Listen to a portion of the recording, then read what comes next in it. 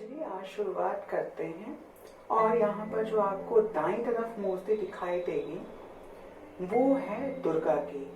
दुर्गा की जो आइकनोग्राफी यानी कि प्रतिमा लक्षण या जो शास्त्र या जो तस्वीरें बनाई जाती हैं उनके हिसाब से उनके 4 हाथ से लेकर 18 हाथ तक हो सकते हैं। और यहाँ पर जो आपको दिखाई दे रही है वो बैठी हुई दुर्गा है जिसके 18 हाथ हैं।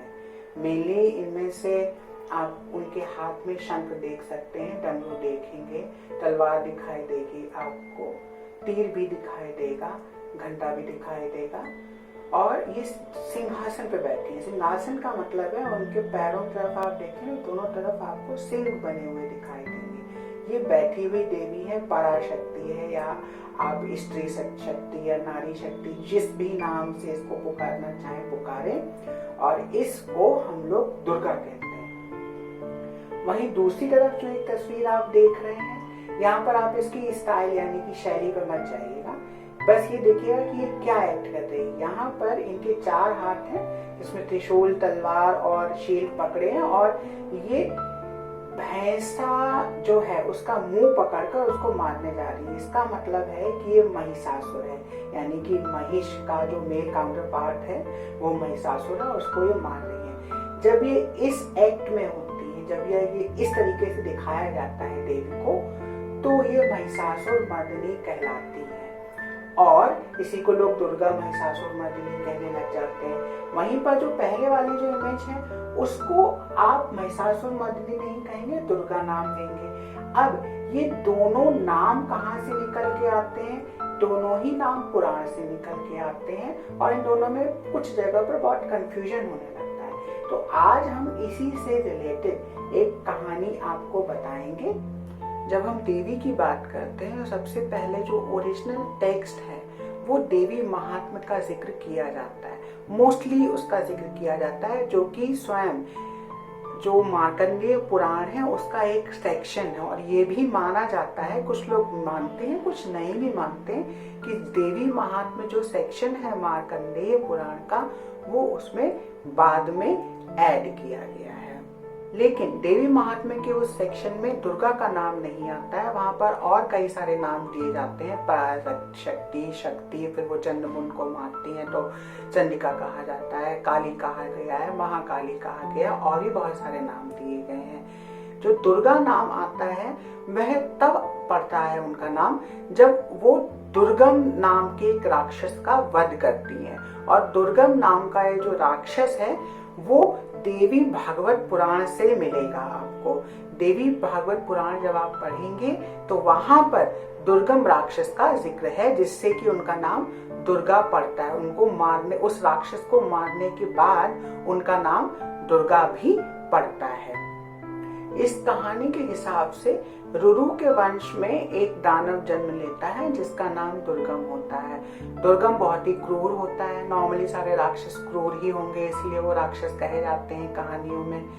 तो दुर्गम जो है वो बहुत कठोर तप करता है और ब्रह्मा से वह वरदान प्राप्त करता है कि जितना भी वेद है वो उसको दे दिया जाए। वेद का ज्ञान नहीं, वेद की जो कस्टडी है कुल मिला के अगर आप आज के समय में समझे साधारण सी भाषा में, तो वो उसको दे दी जाए, क्योंकि वह ये समझता था कि देवताओं के पास जितनी भी शक्ति आती है वो वेदों से जाती है। वेदों से कैसे जाती है? वेदों में जो ऋचाएं लिखी हुई हैं उन्हीं का जो ऋषि या जो ब्राह्मण जो हम लोग मानव हैं उसका उच्चारण करते हैं, हविष देते हैं, यज्ञ करते हैं। जब यज्ञ करते हैं जो हविष डालते हैं वो अग्नि को देते हैं और अग्नि से ही सारी जो शक्ति है वो देवताओं में जाती है। तो उसने ये सोचा कि किसी तरीके से जो वेद के जो उच्चारण है, वेद का जो ज्ञान है, इसको नष्ट कर दिया जाए तो देवताओं की जो शक्ति है, जो पावर है वो अपने आप खत्म हो जाएगी। इसलिए वह ब्रह्मा की तपस्या करता है और ब्रह्मा से वरदान भी प्राप्त करता है। जैसे ही ब्रह्मा उसको वरदान देते हैं तो जितने भी जो ज्ञान होता है वेद का वो ऋषियों के पास चला जाता है, मतलब उनके दिमाग से लुप्त हो जाता है, सब कुछ नष्ट भ्रष्ट होने लगता है सब। क्योंकि देवताओं में शक्ति नहीं होती है, यज्ञ नहीं होते हैं, हवन नहीं होते हैं, तो देवताओं की शक्ति भी क्षीण होने लगती है। तो इसके फलस्वरूप होता क्या है, देवता लोग सुमेरु पर्वत पर जाकर जो ग्रेट गॉडेस है, जो पराशक्ति है, उसका ध्यान करते हैं। पहली बार आपको सुनने को मिलेगा कि देवताओं ने किसी की तपस्या करी या उन्होंने किसी का ध्यान किया। देवता ध्यान इसलिए करते हैं क्योंकि दुनिया में सब जगह पर अकाल, सब कुछ नष्ट भ्रष्ट हो चुका था। इसको समझने का थोड़ा सा प्रयास करते हैं। जब हविष दिया जाता है अग्नि को, तो अग्नि से सब वो जो शक्ति होती है, जो हविष होता है, वो सारे देवताओं में ट्रांसफॉर्म होता है, उनको ट्रांसपोर्टेड होता है वो। अब उन्हीं में आता है वायु, उन्हीं में आते हैं इंद्र जो वर्षा करेंगे। जब वर्षा नहीं होगी तो कोई साग सब्जी पैदा नहीं होगी, फल नहीं होंगे, जमीन पर पानी नहीं गिरेगा। तो आप ये समझिए ना, जल से जीवन है, वायु से जीवन है, इन सबसे तो जब वो देवता की शक्ति क्षीण हो गई तो जीवन कहाँ बचा पृथ्वी पर। इसी से पूरी जो व्यवस्था है वो अस्त व्यस्त हो जाती है और इस कारण से देवता ध्यान करते हैं शक्ति का।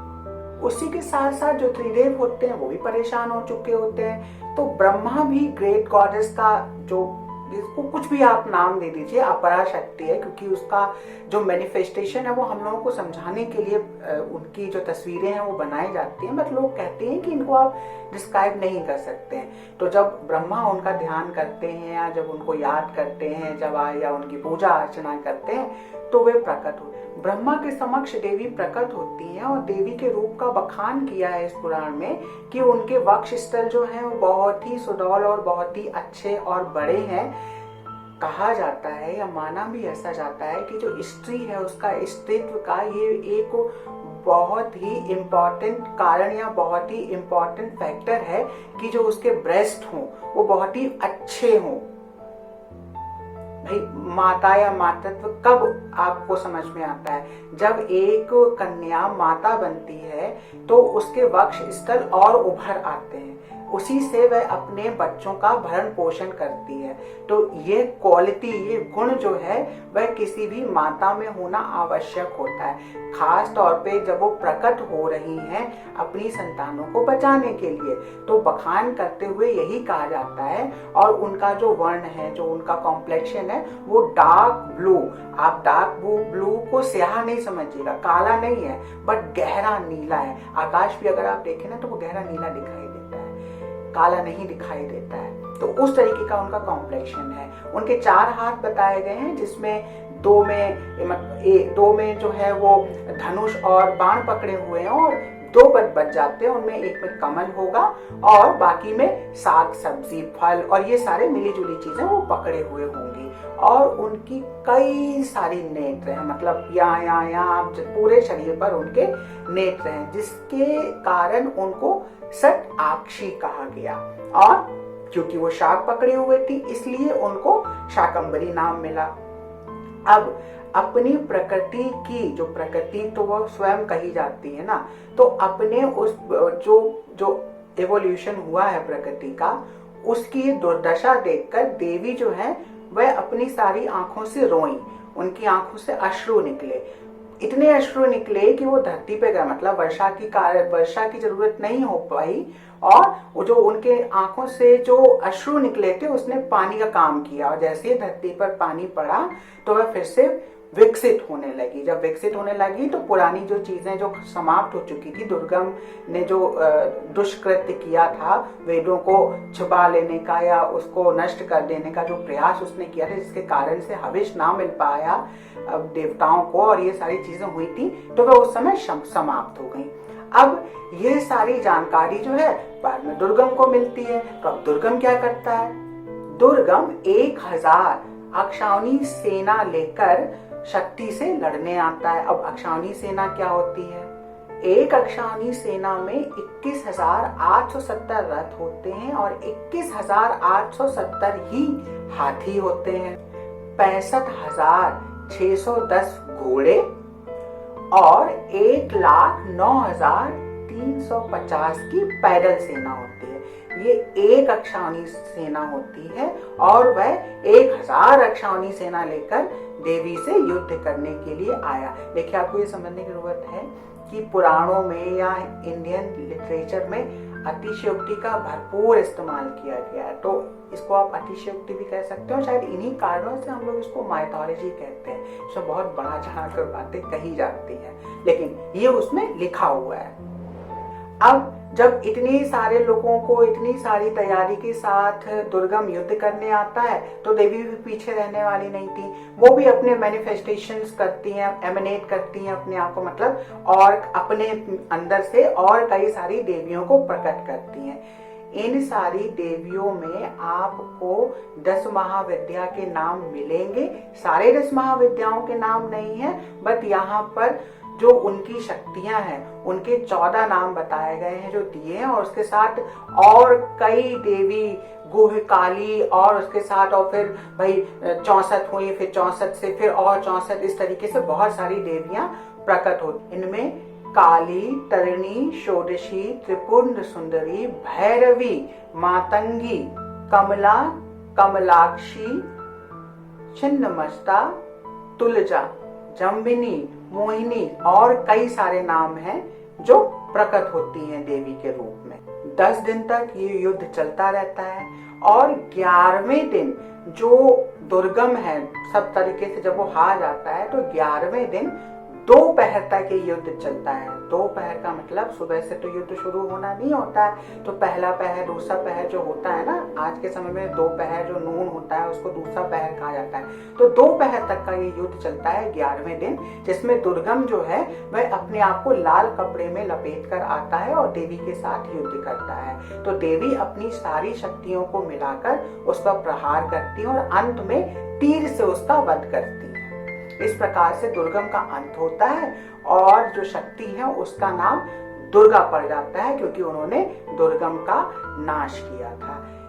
देवी भागवत पुराण में महाविद्याओं के नाम मिलते हैं, लेकिन इसमें वही 10 महाविद्याओं के नाम नहीं है जो कि तंत्र विद्या में बताए गए हैं। यहाँ पर 14 विद्याओं के नाम दिए गए हैं और वो भी उन 10 से थोड़े से अलग हैं। काली, तारा, षोडशी है, छिन्नमस्ता भी है, मातंगी भी है, बट उसके अलावा और जो देवियां हैं, जो महाविद्याएं हैं, वो इसमें नहीं है। इसके साथ साथ बृहद धर्म पुराण जो है उसमें सारी की सारी 10 महाविद्याओं के नाम दिए हुए हैं।